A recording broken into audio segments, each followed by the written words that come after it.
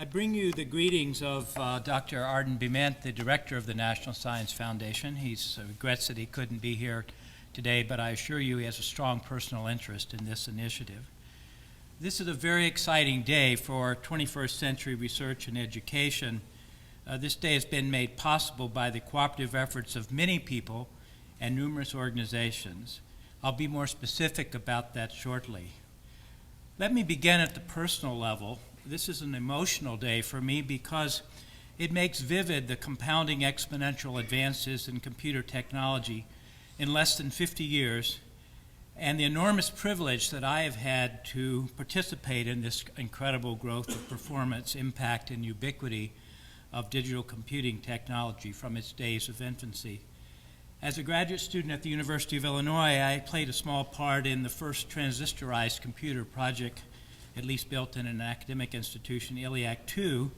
It was built from discrete transistors about that size. They each cost $80 a piece in $1960, occupied a room much larger than the Ranger facility you'll see today, and provided less compute power than one of the AMD CPU cores used in Ranger.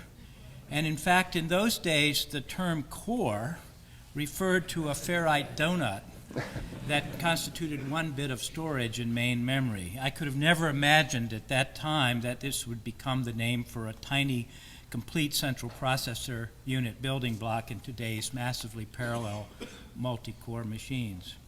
Ranger is the first leadership class computational resource provided under the NSF's TACC II initiative and the first machine funded through the newly formed Office of Cyberinfrastructure. This award was made under a revised policy at NSF that is emphasizing a holistic notion of impact on science as the overarching criteria for making cyberinfrastructure awards. This science-driven award process involves close cooperation between the experts, such as Jay and his colleagues that provide high-performance computation resources, and the science and engineering research communities who must have these resources to pursue transformative discovery and learning. Benchmarks are used as surrogates for the algorithm types important to these communities, and the awardees are expected to meet or exceed them. The criteria are multifaceted, including not only raw performance, but effective education and outreach, institutional competency, and commitment to service to the national community. These TACC II awards are made under what NSF calls a cooperative agreement. The award and NSF cooperate in developing a plan of action consistent with the submitted proposal with mutually agreed upon performance criteria and milestones, and then they cooperate to realize this plan. In the case of Ranger 1, I'm very pleased to learn, and I certainly saw it at lunch today, an enormous spirit of cooperation that has extended generously to the relationship between TACC and Sun Microsystems and AMD. I've been told that they have all conceived this as a collective opportunity and have gone the extra mile to ensure that Ranger is a dramatic step forward in offering computational resources to the world. This dedication of Ranger today and all that has led up to it is provided a very high standard in both process and performance for the entire HPC provisioning activities of the National Science Foundation. You've indeed set a very high bar. Computation and data processing resources, such as provided by Ranger, are now absolutely essential to frontier research in almost every field of science and engineering.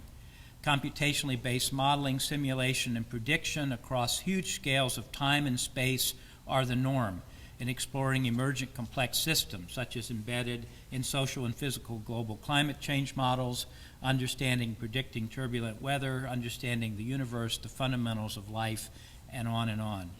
Computational science is now a third mode of discovery, complementing physical experimentation and theory. Science and engineering research is also increasingly data-intensive, due in large part to the enormous breakthroughs in sensing and observing technologies.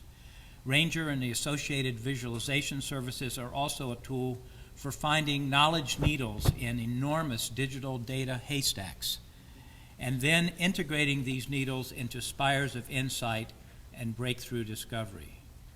So this is indeed a grand day for celebration, and now back to recognizing the team that has brought us to this day. First, thanks to the University President, William Powers, and his administration for your enlightened support of this world-class leadership facility. I thank Jonathan Swartz and Sun Microsystems for their new, truly innovative machine and their willingness to go the extra mile in service of our nation's research communities.